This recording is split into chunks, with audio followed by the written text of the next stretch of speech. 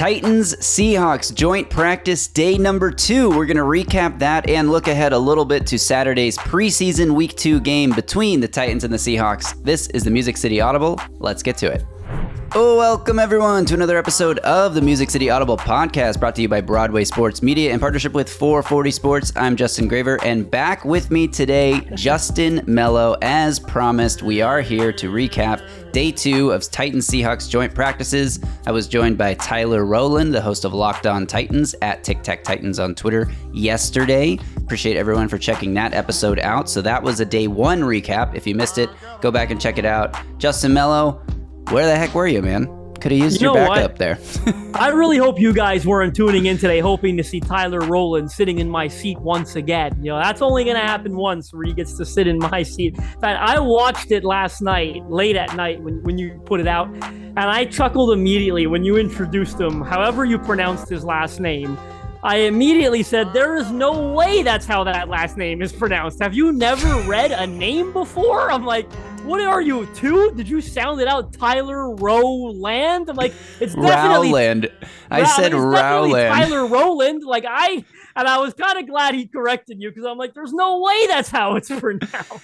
You think I did that on accident? I was just trying to poke at Tyler right off the bat. Let's see how quickly we can fire him up into the podcast. Exactly. No, thanks to Tyler for joining yesterday. For those of you who are unaware, I was supposed to be here. So it's not like we got like a last minute fill in. It was supposed to be the 3 of us. My bad. Although if you did miss out on the Tyler Melo thing, I am doing Locked On Titans on Friday. So I'm joining him on Friday. By the time you watch this, that might already be happening or about to happen. So I guess you can go over there and take a look at what the Tyler Melo connection is like, as opposed to the Tyler Rowland and the Graver connection. I hope Tyler's not listening to today's pod. All right, we're going to get into Titans-Seahawks joint practice day 2. Lots of stuff happened. I would say overall, probably not a great day for the Titans. Before we dive in, though, let's just remind everyone, if you're watching this on YouTube, we really appreciate that. We hope you would subscribe to the Music City Audible channel, give this video a like, thumbs up, and turn on channel alerts so you get a notification every time we drop a new video. And also, this episode is brought to you by Sinkers Beverages in East Nashville, Bluegrass Beverages in Hendersonville. We will talk more about Sinkers Beverages at the end of the pod, so stay tuned for that. All right, Justin, hit me with a takeaway from day 2, or should I just run through some of the random things that we were talking about pre-show? How do you want to do this? Should we figure this out before we start taping, or right now since we're already going? No, we'll never figure it out before we start taping. That's not the kind of show this is. But I think my biggest takeaway, the most concerning thing that people will be wanting to talk about, is the lack of success in the red zone. You know, it's been a problem for the Titans for a couple of years. I would say ever since Arthur Smith left, they haven't been generally great. It's an area they need to improve in. They expect to be better in this year. They went 0 for 12 this year at one point against Seahawks. In fact, what I'm going to do, I got my phone plugged in here, so excuse me, but I'm still talking into the mic.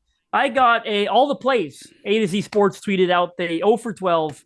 So when Will Levis was in, I guess the red zone means you start at the 20, right? And this is on 7. This is 7 on 7. I think you start at the 20 because Titans had some 10, 15-yard gainers here that didn't result in touchdowns. So Will Levis is in the game here, and we've got a short throw to Tony Pollard, back shoulder, Ridley catch, good timing, gain of 10. So that's what insinuates to me you're probably starting at the 20, First right? down. Literally a red zone. First down.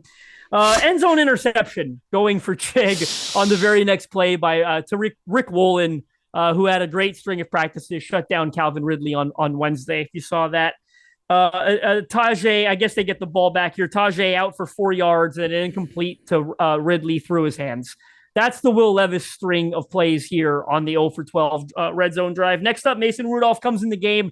If you're looking for a positive, it's this year he had a would-be touchdown up the seam to David Martin Robinson, who couldn't haul it in. Is that a drop?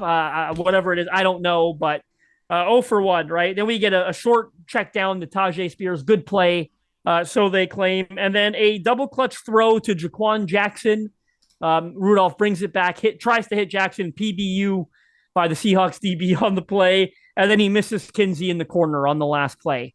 So we're now at 0 for 5, I believe, or 0 for 7, roughly. And then we've got Malik Willis coming into the game for the last attempt here as the number 3 quarterback. Hits Sam Schnee, UDFA receiver out of UNI for 10 yards. And then a bad throw, a check down. It says dropped by UDFA running back Jabari Small. And then a PBU in the end zone, no one open. So 12 plays, 0 for 12 in the red zone.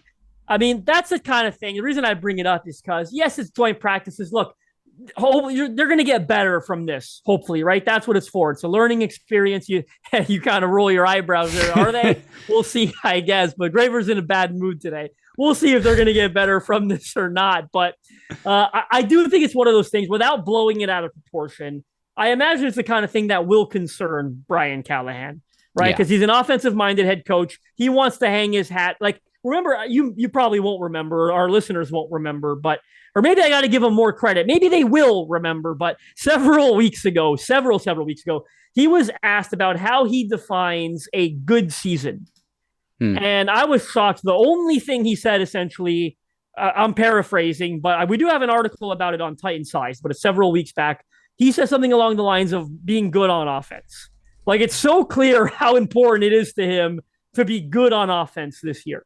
So I do think it's the type of thing that's going to bother him to go. In fact, when he got up there at the press conference after practice, he said it was a bad day for the offense in the red zone. I mean, there's no way around that. 0 for 12. I don't know how you don't score 1 touchdown on 12 plays in the red zone. So bad day for them. It's the type of thing that will bother him. It's one of those things, I think, that keeps a coach up just a little bit longer at night. You know what I mean? It's one of those things that keeps you in the practice facility maybe a little bit longer than you want. Maybe you don't get home for dinner tonight and see your family. Because, like, damn, 0 for 12, let's review the tape. How do we get better at this? So I don't want to blow it out of proportion, but I do think it's the kind of thing that does bother a coach, especially a new one that's an offensive-minded one and wants to hang the team's identity on the offense.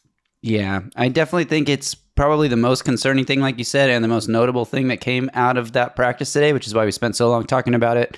But I will ultimately say it doesn't, like, super concern me long term. It does give me some minor concern short term, just because, like, they don't have that much time to figure it out, but at the same time they have a few weeks to figure it out. So they're going to continue to work on this stuff, and maybe it's as simple as figuring out who the red zone coordinator is and the week to week game plans, which will be a little bit different than whatever they're running today, which is presumably some mass red zone install that's not game plan specific. It's not targeted to this defense. And I think those things can obviously have an impact. It is a little bit alarming because you're supposed to say, like, well, there's Titans supposedly have a bunch of good weapons now and an improved offensive line now. And so, like, without scheming, the talent should be able to overcome against an opponent. You know, you'd think in especially 12, 7v7. In 7v7, in 12 tries, that you'd hopefully get at least one score, like you said. But I'm not going to wring my hands over it. I'm not going to overreact to it. And I'm not going to, it's not going to lower my expectations for what Will Levis or the Titans offense can be this season either.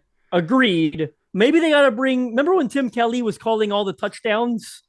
Todd Downing was the offensive. Maybe they got to bring Tim Kelly back just to call the touchdown plays. No, all kidding aside, but not a great day for the Titans offense. There's no way around it. But I do want to add one caveat here to this. We're not there, and no disrespect to the people who are there because they do a phenomenal job. They all do a phenomenal job. But I don't think you're getting everything. You know what I mean? Like when Brian, for example, you know where I'm going with this. Like when Coach Callie got up there and talked immediately after practice, one of the first things he said was how pleased he was with the run game today. And they thought they did a lot of good stuff up front. They were blocking for sizable gains.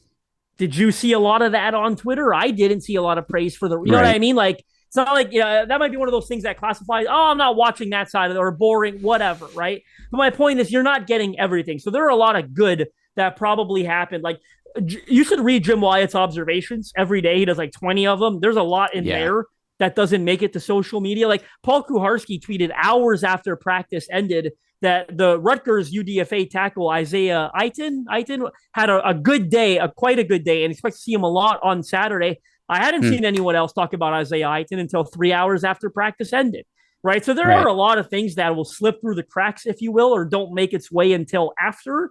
And that's why you watch the conferences, you read Jim Wyatt's article, you pay attention to Twitter even 4 or 5 hours after practice ends. So and you listen to this podcast, baby. Melo's got you covered on everything that the media frenzy Twitter folks miss. Because, look, not to, like, I'm not trying to go in on anybody there, but obviously you tweet some stuff that blows up a little bit more versus tweeting just like the basic stuff that nobody cares about. It's like, at the end of the day, it's a click business, and that's what people want. So, yeah, I agree with you there. Let's hit some players that stood out, I think, and some notable things. I'm going to run through injuries really quick. Tyler and I yesterday, speaking of Tyler's, did not mention that Tyler Boyd was out with a foot bruise, which Brian Callahan confirmed. So a few days there, nothing to be overly concerned about.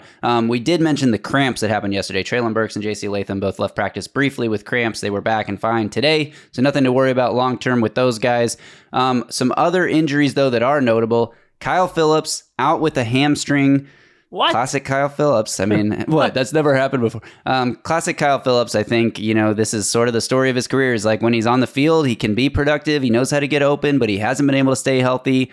We know that he's not going to be a good punt returner because he seems to just muff it every time he tries. We saw before the preseason game last weekend, warming up before the game, he drops multiple punts in a row. It's like, all right, so if he doesn't have a role there and you have a lot of competition in the slot room and now you're missing time with a hamstring injury, it's just like, things are not lining up for him to make the roster. Is that crazy to say that I don't think Kyle Phillips is... If we did the cutdowns today, and obviously there's a lot of time, is it crazy to think Kyle Phillips won't even make the team? No, it's not crazy. I'll tell you why. That's why you listen to this podcast, because is it crazy? I did my 53-man roster projection, my first one several weeks ago, and I had already kept him off it. Like, I never thought he was going to make it. I still don't think he's going to make it. Nothing's changed my mind. And I'm going with 7 receivers right now on the 53, and I have him as the 8th probably right now. Maybe the 9th, you know what I mean? Maybe the 10th. Like he's in the 7 to 10 range for me with like Mason Kinsey, maybe Bryce Oliver, like a couple of those guys who are on the back end. No, I don't think he's going to make the 53. I've never thought he was going to make the 53 going into this year. Wow. Yeah. So I guess we're on the same page there. Another injury. Josh Whyle fell and hit his head, left practice. Brian Callahan did not say whether or not this was a concussion, but he fell, he hit his head, he left practice. We can put the pieces together. It's either a concussion or a precaution against a potential concussion. Don't expect him to miss much time, maybe a week or two, maybe more if they're being overly cautious, but nothing that should impact his availability for week 1. And we are expecting him, obviously, to have a big role. So the sooner he can get back on the practice field, the better, but nothing to be overly concerned about. And then Kenneth Murray missed practice today with some hamstring tightness. That is not like an ideal situation to have, but also caveating that with it sounds more precautionary than anything else. Obviously, hamstrings can be tricky, so if you're feeling some tightness, you don't want to push yourself and end up with, a strain or a tear or anything. But definitely something that has me raising my eyebrows a little bit. I think it goes to show you, not just Murray, but everyone, and I can talk about the Seahawks as well. Everyone's still getting into football shape. It is what it is. Don't overreact to these things. Like the Seahawks today, I noticed 2 off-ball linebackers not practicing. The one that we wanted to sign here, Jerome Baker, he's missed like the entire offseason for them, by the way, with a hamstring. Yep. John Radigan, 4th year. I remember him well, interviewed him in his draft year, knew He was going to make it. 4th year UDFA now out of Army. Really happy for John Radigan. He's going into year 4. So thrilled for him and his people. Draymond Jones didn't practice today. He left yesterday for them. Noah Fant didn't practice. He left yesterday. Zach Charbonnet, their number 2 running back, several days, didn't practice. So this is a common theme on both sides. You missed one guy yesterday because everyone's like, who cares? Latavius Simmons also left with cramps yesterday. That's 3 Titans that left with cramps. Latavius, JC, and Traylon Burks. Again, time of year. It's hot in Nashville. I'll never forget going there in September. I'll never go back. It's too goddamn hot in September. I won't go back in that month is what I mean. Not early September. Too friggin' hot. But everyone's getting into football shape still. Nothing to be worried about. You're not going to see any starters Saturday. So you weren't going to see Kenneth Murray anyway. You weren't going to see Josh Whyle anyway. You're not going to see J.C. Latham. Essentially no starters for the Titans on Saturday. And now I wonder if, NPF, Andrew Rupsich, Dylan Radins, maybe they're absolved from that because they probably should be playing. They still sort of sort through those position battles, but nothing concerning on the injury front. It's still mid-August. Yeah, and the Titans, I think, are been spared a little bit on that injury front. There's definitely guys dealing with things. Chidobe Awuze's calf strain still a thing. L'Jarius Sneed's just going to be managed forever. DeAndre Hopkins with the knee. But, you look around the league, I don't have to look farther than the Vikings to say Titans have been lucky so far.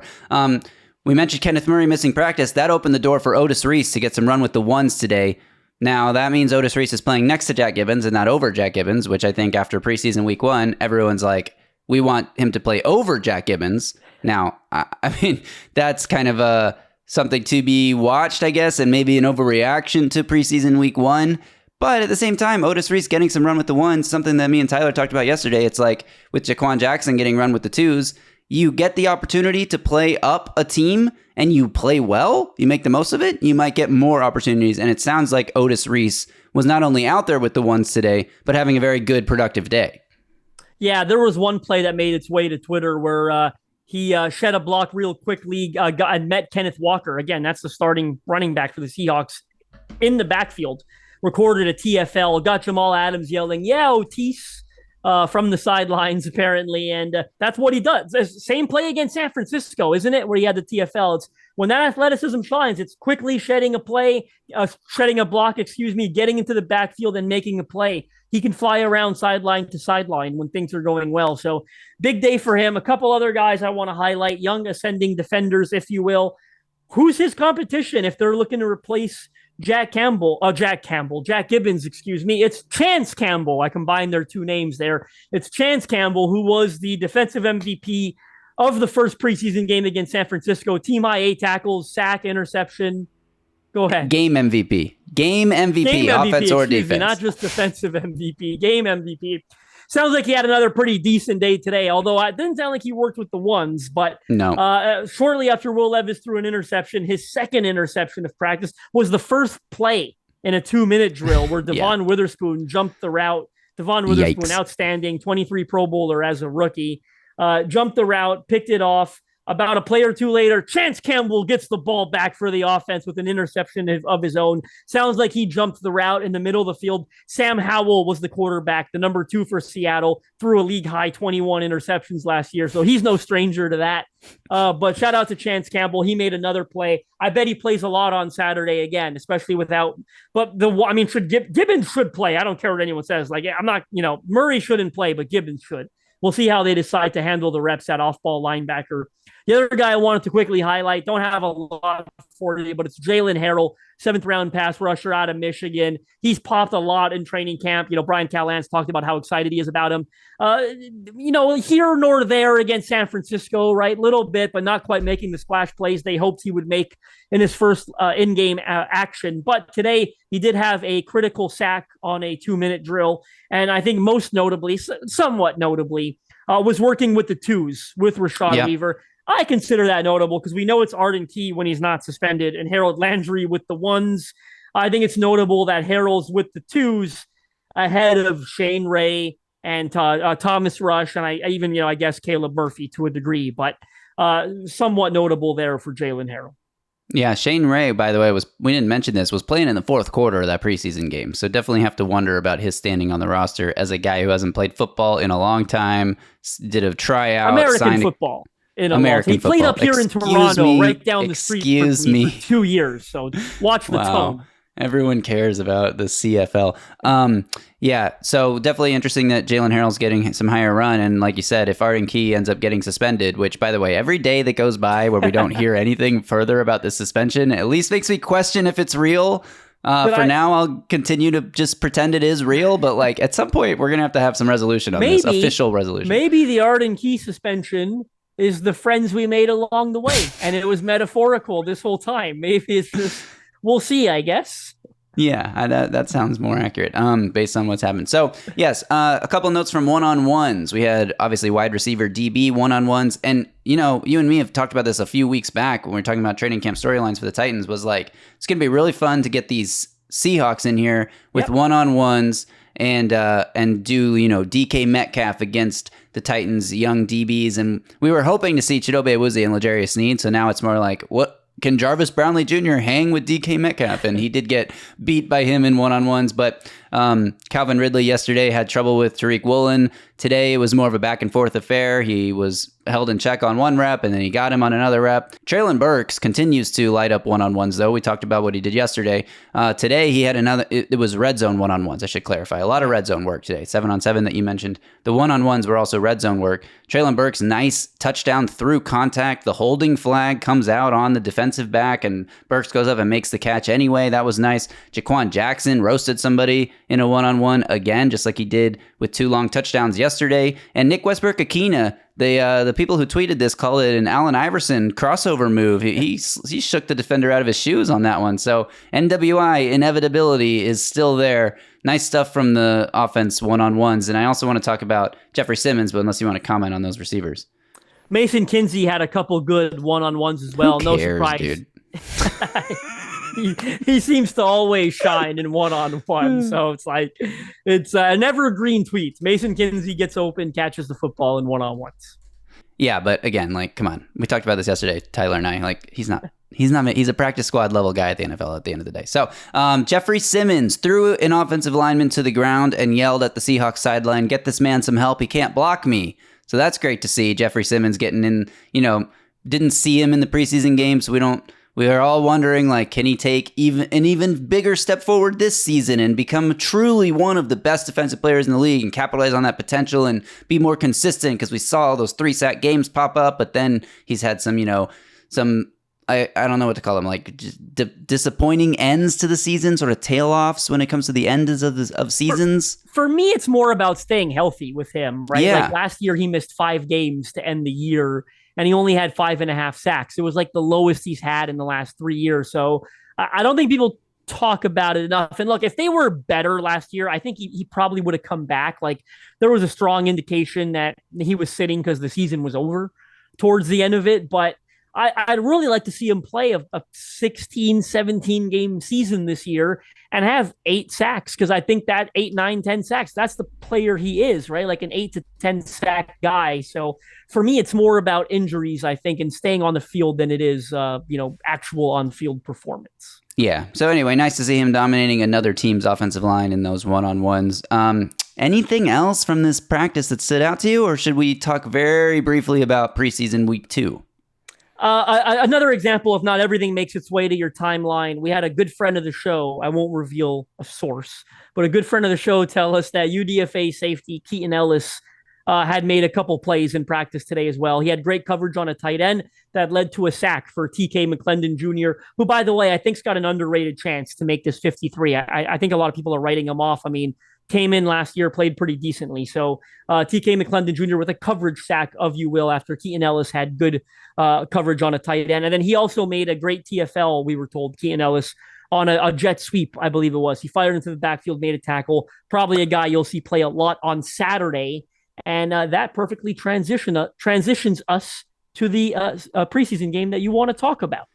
Yeah, so you mentioned that the starters probably aren't going to play in this one. Brian Callahan announced that Malik Willis will start at quarterback and run with the twos. So all the people that are like, wow, Malik looks a lot better. Can we get him some run with the twos, see how he looks? This may be more of an open quarterback competition than we thought. No, I don't think so. But they are giving him a chance to at least go out there and lead the offense with higher quality of teammate around him to see if he can continue his good play from this offseason so far. And the fact that he's playing with the twos makes me think Bryce Oliver probably won't be out there with him. But man, I want him to be out there with him because he seems to have such a connection with Bryce Oliver. It's kidding me? It's the only guy he looks for. Out there with him. Yeah, Malik Willis to Bryce Oliver is like the new John Stockton to Karl Malone. This is we've got to get the Malik Willis Bryce Oliver connection on the first rep of Saturday's game. Yeah, I hope so. They'll probably open the game with a nice little run pass sequence just because they want to just troll us, Brian Callahan.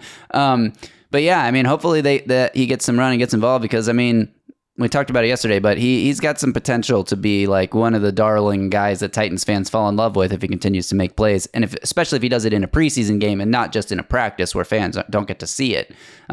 So there's not much else I'm looking at in this game. the backups have to step up because the starters are not going to play. That's sort of what happens when you have joint practices, is like the starters get a lot of run against an unfamiliar opponent in the practices, so no need to risk injury or anything else in the game. So we won't see any of the starters in this game. But yeah, I just hope to see some of these backups step up. Guys you mentioned already, Chance Campbell, some of the rookies. Let's see, Jarvis Brownlee Jr. is probably going to start on the outside. Let's see how he does in that role. Some of these undrafted free agents in the secondary. Like, those are the guys I'm going to have my eyes on. And then definitely the Andrew Rupcich situation. If Andrew Rupcich doesn't play, then we have a story on our hands. But I do expect him to play.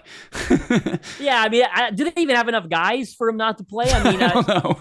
You know what I mean? Like, okay, let's run through this. Like, Jerron Christian at left tackle, maybe Latavius Simmons at left guard, Corey Levin at center, Rupcich, Brunskill at right guard, maybe like one of them. Brian Dooley, I think, has been playing a little bit of guard.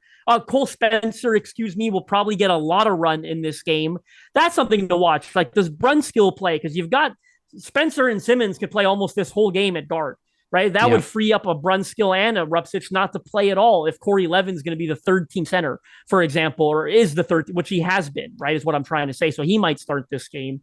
Who was it at right tackle? I guess Leroy Watson came back today, so I don't know how healthy they feel he is. Jalen Duncan, I guess, could get a lot of run at right tackle. I mean, that's your O-line. I just mentioned 7 or 8 guys that don't include Rupcich and Ray. John Ojukwu. Joku, of course, as well. So they got enough guys to sit both Rupcich and Radence. The interesting thing to me, where does Brunskill play and where? Does he start at center and then they go to Levin later? Or does he start at right guard and then they, you know what I mean? And then they go to like Cole Spencer or Brian Dooley or whatever. But they've got enough linemen to sit multiple ones if they choose. But this type of game, some of the guys we mentioned, Otis Reese, Chance Campbell, hoping to watch them again. Jarvis Brownlee, you mentioned. Eric Garrar, a guy I haven't really heard a lot of this offseason, played a ton down the stretch last year. Anthony Kendall, the D3 UDFA from Baldwin Wallace, who made the 53 last year, people forget. He's been out with an injury. I'd like to see him back. Doesn't feel like he's in this mix right now, but you'd like him to get in there. How about, I'm excited to see the Rutgers UDFA tackle. We talked about Isaiah Aiton. Paul Kuharski insinuated he'll play a lot. I think we'll see a lot of my guy TK McClendon. Excited to see him. We should see Thomas Rush and Caleb Murphy and Shane Ray, a lot of them. How about James Williams at linebacker? He popped a little bit last week at San Fran when he came in the game. We probably going to get a ton of James Williams. And this is going to be a Mason Kinsey game. Like, Mason Kinsey's going to catch 11 balls for 125. I'm not even kidding. Like, he's going to have like 7 catches for 93 yards and a touchdown. That's my prediction. Nice. Kyle Phillips, who starts on the outside? It feels like the back end of this room has nothing but slot receivers. Is Kyle Phillips healthy enough to play? Well, that's where Bryce Oliver comes in, and he's going to be your starter around the outside. And then you mentioned James Williams. We should have talked about James Williams on our Saturday recap because I guess we were a little quick on the record there, and I wasn't paying the closest attention to the late fourth quarter stuff, but he had a good game, and we should have mentioned him more, so I'm excited to see him fly around. I want to see Jalen Harrell get a sack. Can that happen? Can that happen in this game, please? Let's get Jalen Harrell a sack. Start this game, right? And like if Sam Howell... Weaver. Yeah, exactly. And if Sam Howell plays quarterback for the majority of the game, which we probably expect him to do, then this Titans defense got to get some takeaways because, like you just mentioned, 21 interceptions last year. That's more than one a game. Like, he's got to throw one in this game, and I want to see who can come down with it in the Titans secondary. I also want to see... Yeah, go ahead. It'll be Matthew Jackson. Sorry. Probably. That's a good call. I like that call. Or Keaton Ellis, maybe. I like that call, though. And then I want to see the return game because if it's all backups playing, like, who's the backup returner? Is it Kearis Jackson and Jaquan Jackson? Are these guys getting run? Is Jaquan Jackson going to play offense in this game, or is he going to be considered a roster lock enough that they don't want to get him injured? That'll just be something to track. I think he will play, and I want to see him make some plays because he's been making plays all week during the joint practices. Like, let's see it translate to a game situation. Those are the things I want to see. And I want to see Malik Willis play well because he's got a big opportunity here. And even if it's just to like become a trade chip for the Titans at some point, Vikings want a exciting quarterback prospect who's improved a lot and bring him up into your system with a great quarterback guru head coach like Vikings. We'll take fourth round pick, something like that. Call us up. Replace the L'Jarius Sneed pick, 3rd rounder maybe? No, he's not going to go for a 3rd rounder. But I don't know. If he plays well enough, that could be an interesting situation where the Titans either decide we're keeping 3 quarterbacks or we can move this piece for something, to help build future team assets. I don't know. Well, I just want to see him play well, like you said, right? Yeah. I'm glad he's getting this opportunity. I figured he would because Brian Callahan talked about wanting him to get some work with twos and against the twos at some point. So makes sense they're doing it here in this game on Saturday. And you and I can sense we're at the end here. We'll be back with an emergency reaction to the game because the last one did so damn well. You guys loved it. You hopped right on there and clicked play, and we appreciate that. So we'll be back Saturday night, we think, or very early Sunday morning, but probably Saturday night with an emergency reaction. Yeah, I got to make sure my girlfriend's cool with me taking time out of Saturday night to record a pod, but I already sort of briefed her on it, and she seemed like, really? And I was like, hey, the last one did so well, we can't not do it, so I think we're going to do it. I'll be at a birthday party, but it's a little kid's birthday party, as weird as that sounds, but not solo. It's a whole family thing. Don't make me out to be a creep. Not solo. And hopefully I'm home in time, but I should be home in time to record, so we should be all good. Okay, cool. Let's do it. Depends how drunk these 3-year-olds get at the party and which of them I got to drive home. But for the most part, I should be home. Okay, great. So thanks everyone for tuning in. Make sure you are subscribed to the Music City Audible YouTube channel. Give this video a thumbs up, like, and turn on channel alerts so you get a notification every time we drop a new video. Thanks also to Sinkers Beverages in East Nashville, Bluegrass Beverages in Hendersonville. Hey, maybe you've heard me say this before. Maybe you haven't. Maybe this is the first time you're tuning in which case I'll tell you. Sinkers Beverages is the premier wine, spirits, and beer store in East Nashville, serving the community since 1985. Their knowledgeable staff is proud to help you with large parties, themed events, or finding something unique for a special occasion. From birthday parties to milestone celebrations to everyday moments, Sinkers can help with the right drink for every occasion. And if you head to the sinkersbeverages.com website or you check the link in this podcast description, you can join the In-Crowd. In-Crowd members get access to allocated wines and spirits, exclusive events, early access to barrel releases, and more. And if you're watching on YouTube, make sure you leave a comment, please. You guys have been absolutely killing it with the comments. I feel like I don't even have to ask anymore. You just know the drill. You leave a comment below, tighten up for the algorithm. I'm looking forward to seeing Malik Willis start a preseason game. Where's Tyler? What happened to Tic Tac Titans, Locked On Titans, and Music City Audible crossover? Etc., etc. Leave it in the comments below. We appreciate all you guys. Like Melo said, we'll be back on Saturday night, hopefully, to do the preseason week 2 recap. Hopefully talking about Malik Willis's 6 touchdown passes and Jaquan Jackson returning 8 kicks for touchdowns, and the Titans win 78-4. Yeah, 4, that's right. Or maybe we'll just talk about some other stuff. We'll see what happens on Saturday. But until then, you got a final word, or should I say? I do. If Malik Willis throws 6 touchdowns on Saturday, Mason Kinsey caught 7 of them. Until then, y'all stay safe out there and tighten up.